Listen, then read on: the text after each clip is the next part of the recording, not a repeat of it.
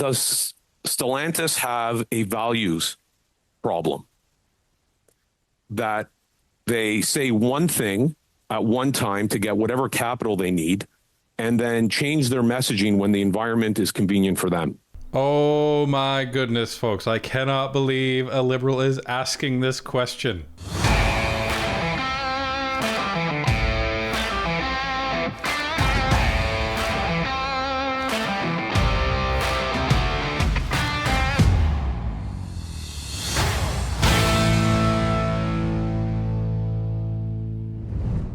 After Stellantis sent their letter that showed that Liberal government officials were outright lying to committee, Stellantis has been called to the mighty Ogo today, where we expect some fireworks, some executive heads to roll, as well as a motion raised as a result of the Liberals violating parliamentary privilege. I'm reacting live, so I have no idea how this is going to go. Let's take a look. Mrs. Block, please. Floor is yours. Thank you, Chair. Welcome, Ms. Perusa. It's good to have you join us today. As you are well aware, because you were watching committee last week, department officials told us that it was Stellantis who proposed the redactions and outlined why every one of them was necessary. You have now written a letter and in your opening remarks claimed that Stellantis never requested for the documents to be redacted. After this committee ordered the documents to be produced, who initiated the conversation regarding redactions? Well, I can't speak for others' testimony. I can speak to the context and the process through which the agreements have been shared. The context is essentially, as I said in my opening remarks, the importance of maintaining confidentiality of commercially sensitive information. And that's the context that overlays almost like a lens on all of these agreements. And I believe that that's an objective that the government shares as well. So that's the context that goes over this. When the government, when we were advised that the agreement had been requested, the government provided some redactions, which we reviewed and agreed again, given that those redactions reflected our business information. Okay, so this is significant. First question out of the gate is Kelly Block, and she's just going right after this because the Stellantis letter clarified, because there seemed to be a disagreement between Stellantis and what the government officials were testifying in the last parliamentary committee on this, which was it was all Stellantis. Was Stellantis the one that was deciding what needed to be redacted? They were the ones suggesting it, and this is not up for debate between the Liberals and Stellantis. That's what the Liberals said, right? Cal Seaback, Conservative MP, literally says, so you're saying the company asked for this. They say yes. Well, according to Ms. Perusa, she's saying, no, we didn't ask for any redactions. The government proposed redactions. We said, sure. So that's a very, very different story than we were being told by the Liberals in that last committee. So this is a dynamite first question and answer, despite it not having a lot of drama to go along with it. The information, the underlying information is what's important. So how do you square your testimony today with the testimony that we received from ISED when they appeared? And I'm going to quote the response that we got. However, and I'm quoting, I can say that in our discussions with Stellantis, they outlined to us for every redaction of why they felt to be necessary to be protected commercially, and we were comfortable with the redactions that they proposed. So that's a little bit different than what you're telling us here today. Thank you. And again, I can't speak to someone else's testimony to this committee. I can outline the context and the process through which we were engaged And that is how the process went through in terms of redactions that were proposed, and we reviewed and consented. So essentially, it was a joint effort in terms of ensuring that our sensitive information is maintained confidential and redacted. So this is interesting. It seems like Perusa is trying her best to not get into a dispute with the Liberal government on this. They're trying to just get out of this with the least amount of drama as possible.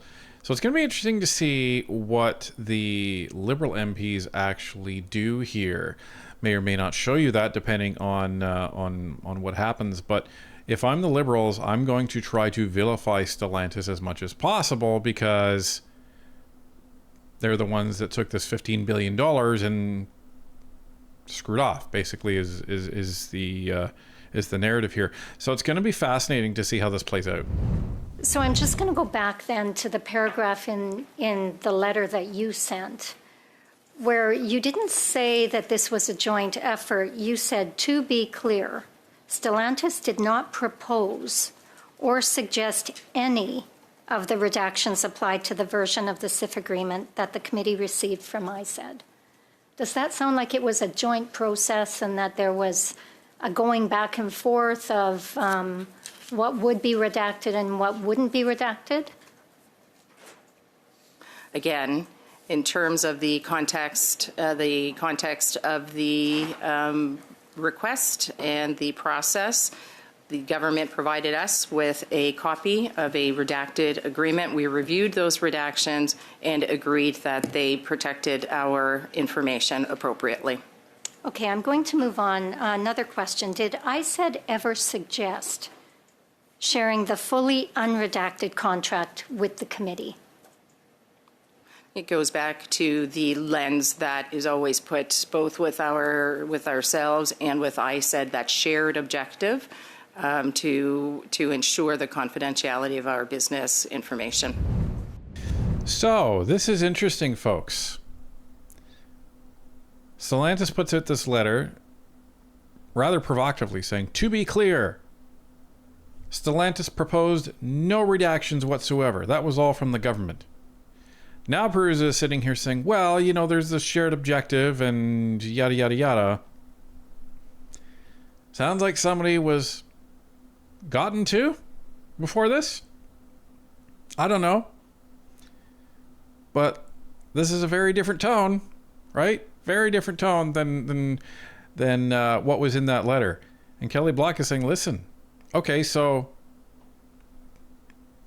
she didn't get the answer that she thought she was going to get with the first question. So very interesting approach on the second one. Okay, fine. So did they ask to share an unredacted at all? Because that was the actual request from the committee. And her answer is, well, you know, it's a shared objective. So, you know, that she's trying very very carefully not to throw the Liberals under the bus here, despite the fact that the letter already threw them under the bus. So they never at any point said, you know, these are parliamentarians.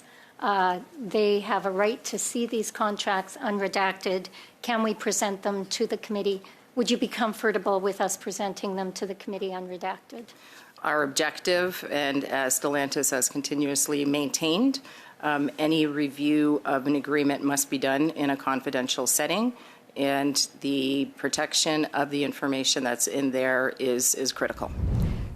Question is, did anybody suggest to Stellantis that we're not prepared to do any redactions because this is a parliamentary request and they're requesting this fully unredacted? And she's not saying yes. She's not saying no. The fact that she's not saying no should tell us all we need to hear, but we will see. So just trying to get an answer to the question that I've asked. Did they ever suggest that parliamentarians should receive these contracts unredacted under those circumstances that you've just outlined? We respect Ogo and your privilege in terms of reviewing the agreements, and that is why we did propose And I see that you've now received the unredacted copies. So I guess my next question is, so do you agree with their testimony? I can only speak to my testimony and in terms of the process that I was engaged in. Kelly is very, very good. She's one of our favorite MPs on OGO because she's very unassuming, but she's very, very sharp. And she can turn a question on a dime so that she gets what she wants. And she has that smile that she gives you, but you better be careful with Kelly Block, man. Because she reminds me a lot of Judge Judy. Like, she is so intelligent in how she's approaching questioning a witness. And, you know, she's very unassuming and you don't know where she's going. And then, pop, she has you. So she got Perusa to say, well, you know, we respect your privilege, which is why we've suggested this. Okay, so basically the government never, ever said, hey, they've made a request for an unredacted document. Can they have the unredacted document? So that discussion doesn't sound like it was ever in play. That's a problem for the Liberals if that's the case. My questions are not directed at you, but through you to your company, and it's around values. And I just want to have a bit of a preamble. So during the global financial crisis, the government of Canada, from a present value perspective, lent then Chrysler over $6 billion. The taxpayer lost over $1.8 billion when the equity value of Chrysler was zero. 11,000 jobs were lost. Plants were shut down. Fast forward to today, the government of Canada lent now Stellantis, from what we have seen, $222 million. And just yesterday, your CEO was in Washington with the president, announcing that they are investing $13 billion in the United States, practically blowing Canadian taxpayers' dollars. So my question is, does Stellantis have a values problem? That they say one thing at one time to get whatever capital they need, and then change their messaging when the environment is convenient for them. Oh my goodness, folks. I cannot believe a Liberal is asking this question. What is going on? This is the Twilight Zone. A Liberal is asking a company, hey, you said one thing in order to get something from us, and then you completely changed your position after you got it from us. That's a values problem.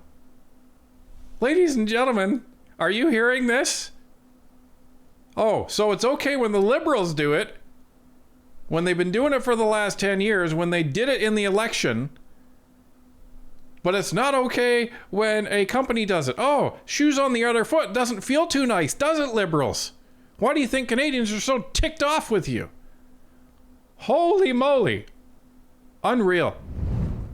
Stellantis has been in Canada for over 100 years now, and we remain committed to Canada. With respect to investments in Canada, over the last few years, we have invested billions in Canada. We are increasing production at our Windsor Assembly Plant. We are adding a third shift and 1,500 jobs at the Windsor Assembly Plant. Our Research and Development Center in Windsor has also enhanced their capabilities and added over 600 professional jobs at that location. And we have other investments through other locations as well. So with respect to our commitment in Canada, I think it's fairly clear, given the billions that have been invested over the last number of years and the advancements that we've made. So quite simply, I would like us to have access to the emails of the people who contact, or the persons who contacted you at the ministry. I would have to go back and take a look. Right. Yeah. Thank you. Would you provide that information to the committee then? I will. Yes. Wonderful. We'll now go to Mr. Seaback for 5 minutes. Okay, so I only took one snippet of the block questions because of what the focus is, and there wasn't a lot to really talk about on the other ones, and there was a bunch of IT issues, so it was kind of a big mess. But I think it's a very good request to be asking her, Perusa, hey, we want to know, and we want the emails of everyone who contacted you from ISED regarding all these redactions. So that's good. And one thing that folks should know. So Teresa Perusa, who's one of the directors at Stellantis, she used to be a member of provincial parliament under Kathleen Wynne for the Liberal Party of Ontario from 2011 until 2014. So she served as a minister under Kathleen Wynne under the Ontario Liberal Party. So just thought we'd put that out there to give you a bit more context as to who we're dealing with. Thank you very much, Mr. Chair.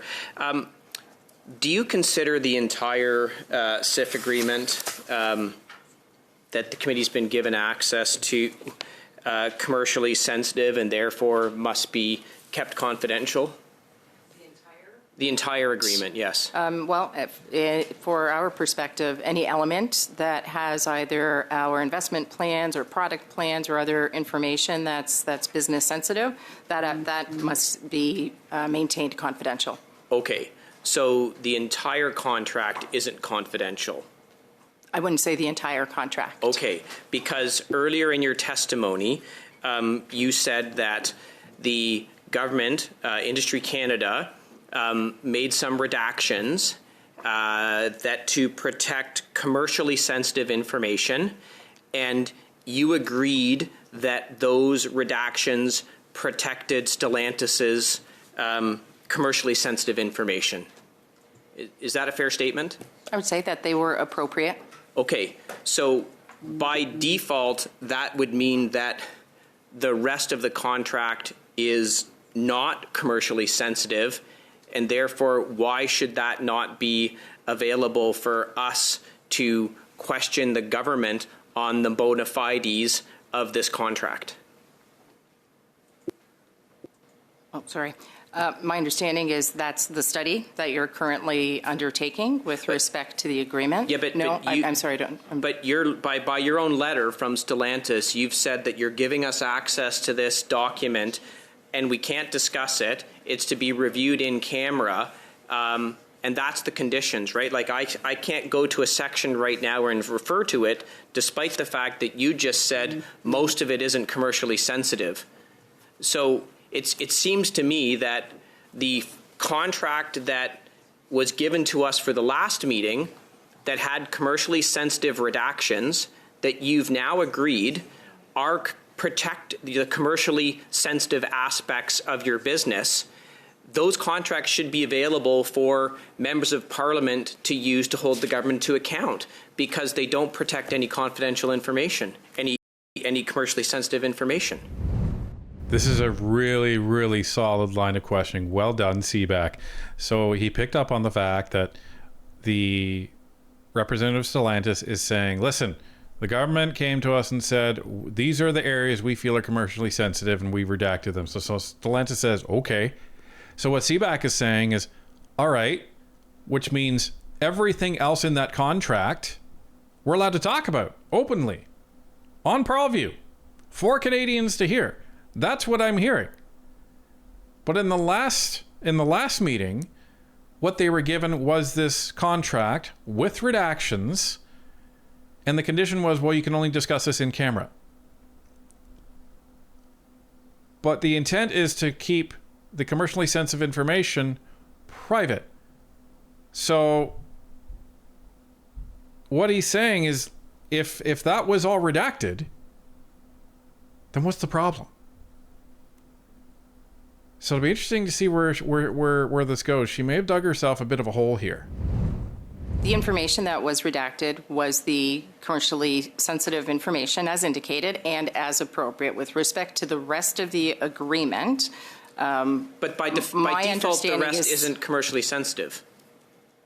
Not in the way of any sharing of any of our of Stellantis information. Okay, thank you. That to me is very helpful. Yes, it is very helpful.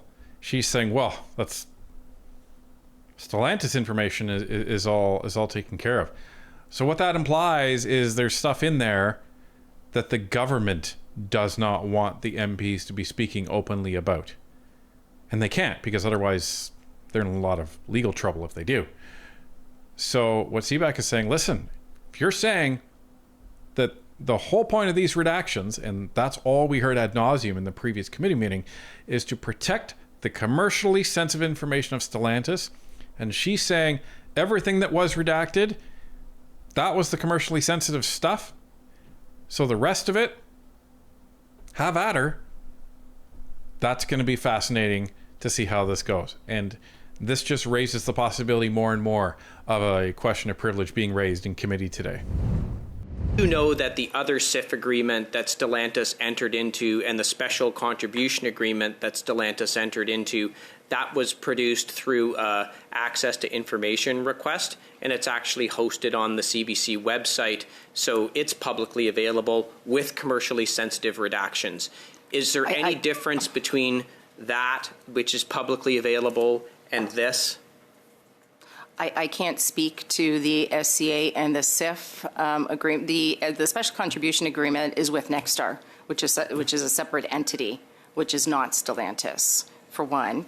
And with respect to what was shared on CBC, again, I wasn't engaged at all in that process, so I'm not sure if that was through an ATIP, which sometimes, redacts more than what is shared with Parliament. I can't sure. comment. It could redact. It could redact more, but it's now in the public sphere, right? It's on the CBC website to download. I've downloaded it. I've read it with redactions. So it seems to me that we have a version of this contract that was redacted to protect commercially sensitive information. Then the rest of the contract should be available for members of Parliament to use to hold the government to account. Do you agree or disagree with that? I would suggest that would be a question for Industry Canada. Or would it be a question for this committee? It would be a question for this committee through Industry Canada. Okay, thanks very much. The industry minister just in question period and in House Commons has said you're in breach of contract and they're going to sue you. Do you consider Stellantis to be in a breach of this contract? I have not heard that, and no, we do not agree that we are in breach of contract. Right. And she says she's going to sue you, but they haven't sued you yet, have they? Again, I haven't seen any of her comments from today, so I can't comment on that. But you're not aware that the government has actually sued Stellantis? I've been here, and I haven't seen anything. So if it hasn't happened in the last 2 minutes, it hasn't happened. Point of order, Chair. Thanks. Sorry, I was just saying thank you, Mr. Seaback. We'll go to Ms. Suds after the point of order. Go ahead, please. I simply want to verify, Mr. Seaback, whether he has a copy of the contract or not. That's not a point of order, but we'll now go to Ms. Suds, please. So they were able to nail Jolie again, like, oh, we're going to sue them. We're going to sue them. Stellantis is like, we have no idea what you're talking about in terms of any sort of lawsuit. Now, is it likely that there's going to be a lawsuit delivered, an hour after question period starts? No. It takes a while, especially with one of these things. But if you were going to sue them, why haven't you done it already? That's the question. This isn't new. This has been going on for weeks. So if you thought they were in breach of contract and your legal counsel for the government is saying they're in breach of contract, what's taking you so long? The lawsuit should have been brought forth by now to at least be served. What's taking you so long? Now, the length of the lawsuit, that would be years. But have you started the process? It sounds like you haven't. Can you explain how closing the Brampton plant fits with the commitments that Stellantis has made when it accepted the federal funding? Let me be clear. Brampton has not closed. Brampton is on an operational pause, and we continue to look for solutions for that facility.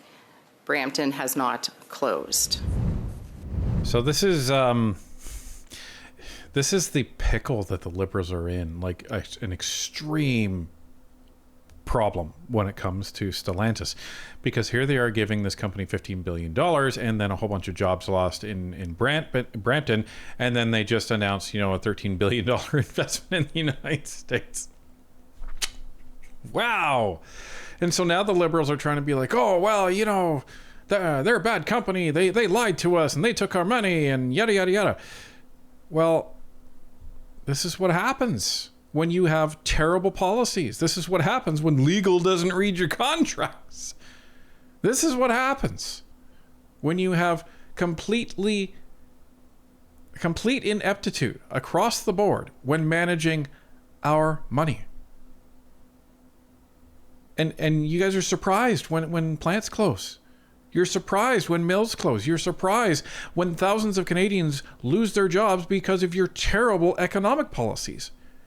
Stop being surprised. And if you can't stop being surprised, that means you have no idea why it's happening. So get out of the way and let a government that actually does know why it's happening fix it. There was a headline from CBC News back on November 3rd. Canada will start dispute resolution process over Stellantis jobs lost to the U.S. The Minister Jolie was quoted in that article. Today, before the close of business, the government will take the next step under the contracts to recover Canadian taxpayers' money. This means that we will start the 30-day period of the formal dispute resolution process in order to bring back production at the Brampton facility. This is the start of the dispute resolution process, end quote. So November 4th to December 3rd is 30 calendar days. Have you guys entered into a dispute resolution process with the federal government? As Minister Jolie indicated, that she was considering the dispute resolution process. We have been in conversation with the minister, with the department, with respect to moving forward on a plan for Brampton. Okay, and you said earlier that it's your view that you are not in breach of the contract. So, I mean, if the minister's saying you are, you're saying that you're not. I mean, how do we square that? Again, I didn't see or hear her comments from today. I'll have to go back and take a look exactly at what she said. But to your point, no, we do not believe that we are in breach of the contract. We are honoring our commitments. Okay, and just for clarity, she said it yesterday in question period, and she said it again today. So she has said it multiple times publicly on the record. One thing that I found fascinating last week at committee, we had the deputy minister come in, insinuate that the minister hadn't read the contract. He said everybody at the table, though, had read the contract, but then later he said he didn't read the contract. So I'm curious on your end, how many people have read the fully unredacted contract on the Stellantis end? Even if it's just a rough ballpark number, you don't have to give me the exact, but is it more than like one or two people, or how many people would review the contract? Within your organization? Within our company? How many people? Yeah, roughly how many people would view it? I'm going to say, I'm trying to do a count. It would be myself, someone in legal, someone in finance. I'm going to say 5 or 6 have reviewed the entire agreement internally, like the entire agreement. There are sections, but with respect to who has knowledge of the full agreement, yeah, not that many have read through the entire agreement. Okay, and then how many people would have access to even just partial elements of the contract? Would be internally at Stellantis in Correct. terms of the agreement. Again, I don't have that number with respect to internally, because certainly internally, in terms of claims or in terms of legal review, there would be those departments that would focus on their sections of the agreement. All right, so here we go. Who has seen this agreement at Stellantis? Well, one person from legal has seen the whole thing. That's normal. One person from finance has seen the whole thing. That's normal. And her, I would expect that. And a couple other people from some of the other departments. So notice that they actually had legal review the entire contract. Notice that the government of Canada has said that we don't do that. It's unreal. It really is. Oh yeah, you know, we don't have them view the entire contract. Come on. What's going on? All right. You spoke of an operational pause, and can you define what an operational pause is? An operational pause indicate we continue to review the operations at that plant in terms of what the plan is for production moving forward. Okay, so this is just bunk, what she's saying here. Oh, well, we you know, why are you guys closing the plant? Well, we didn't close the plant. It's on an operational pause. So we sent all the workers home, laid them all off, and we're just reviewing the operation of the plant. Really? Like this is a terrible answer. I don't know who gave her this answer, but it's a terrible answer. Mrs. Block? Thank you, Chair. I'm just a little concerned with the discrepancies between the testimony that we heard from the Deputy Minister and now Ms. Perusa in regards to who initiated the redactions. And I'm wondering if this isn't a question of privilege and whether or not we should be looking to have you report that. Colleagues, I'm going to address this to everyone. It is in the Green Book as it appears. It is, but I'm going to suggest perhaps Minister Lightbound is not available next Tuesday, so we do have some space. I'm wondering if we can agree to maybe have Indu come back and give their side, I don't want to say of the story, but address the comments made today and what they said previously, and then we can review it then rather than say it is an issue now. Yeah. I appreciate the concerns, and quite frankly, I have similar concerns. What I would ask is a little bit of leeway until the end of the meeting today for me to understand what's going on, and I'd be more than happy to work with colleagues to see if we can find a solution without breaking the back of the other work of the committee. Yes, that's fine. Perhaps we can discuss at the end. From reading the big Green Book, it is very clearly, if we're to look at it purely from what was said last week and what the letter was we received, very clearly under, I won't go into it, that it does appear that way, but I think to be fair, and we've encountered this before in the past, we've offered an opportunity for them to come address the issue, and I hope that's acceptable to you, Ms. Block, but I think it is better that we do it like that rather than a simple he said, she said, but give them an opportunity to respond. If you don't mind, can I ask specifically what section you're looking at in the book? Yes. Deliberately attempting to mislead the House or committee by way of statement, evidence, or petition. Chapter 3, page 82. Chapter 3, page 82. Thank you very much. So, third edition. So I know we just got the fourth edition a couple days ago. So that, yes. So if that's acceptable, I won't rule on it now. I'll ask that perhaps we chat about it a bit further and seek another option rather than tie things up with the privilege issue at this moment. Acceptable? again, we will send you on your way. I hope your IT is better over Christmas. So that was interesting. Very, very interesting.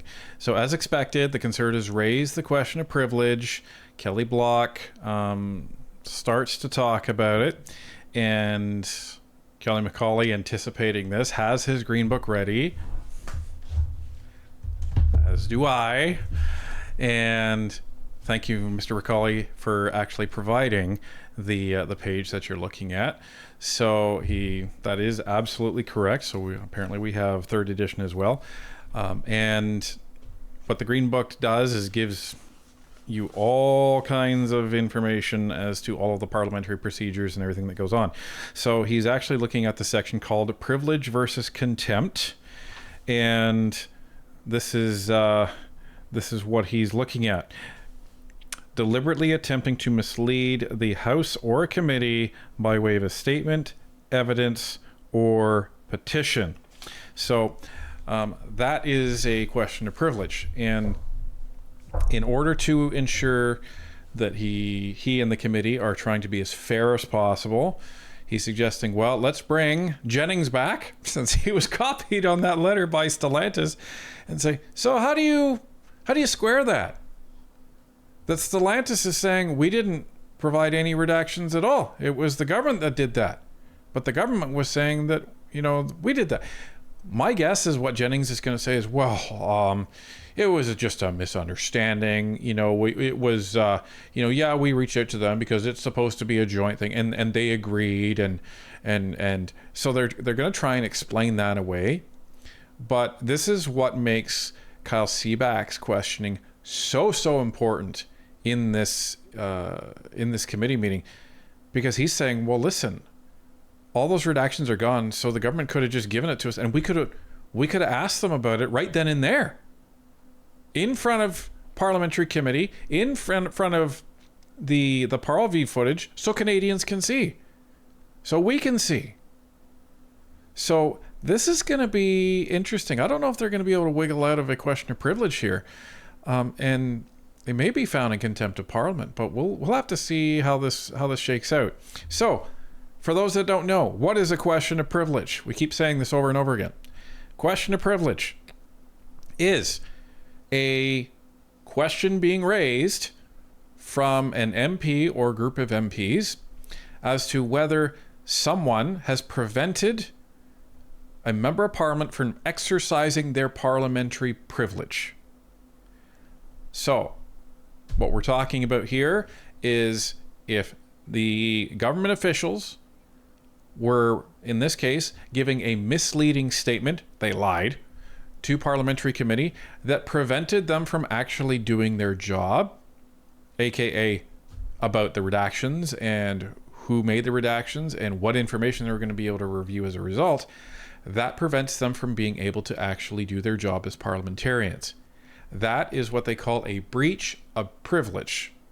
And there's many different ways that privilege can be breached, but this is just one of them.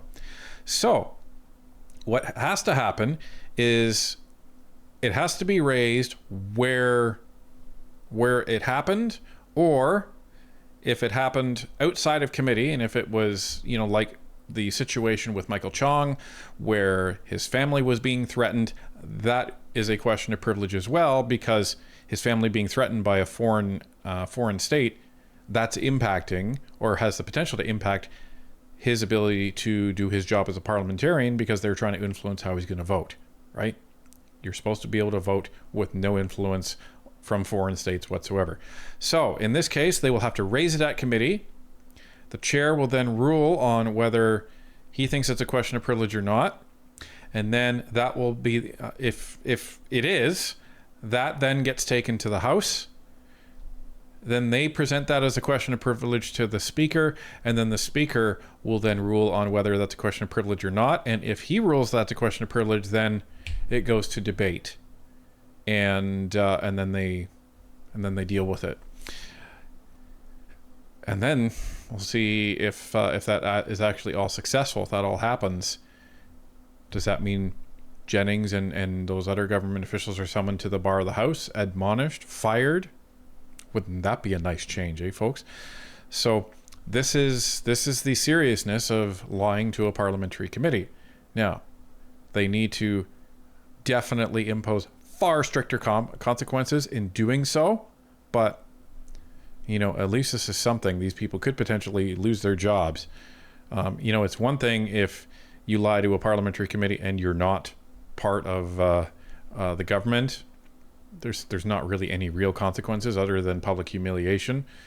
But at least if you work for the government, hopefully you'll be fired. But it's interesting that even the Liberals, they're trying to get on this bandwagon because they don't want to be wearing this, right? But the funny thing is they will wear it because it's their freaking department. So they are squirming as much as they can to try and get out of the crosshairs of this absolute disaster of a scenario where Stellantis is closing the Brampton plant. Oh, well, it's an operational pause. Canadians are being fired because of that. And now their own government department is withholding documents and lying to parliamentary committee. That's what is on the table here, folks. So the Liberals are just completely screwed when it comes to this situation. And as is becoming more and more apparent, this is not going to go away.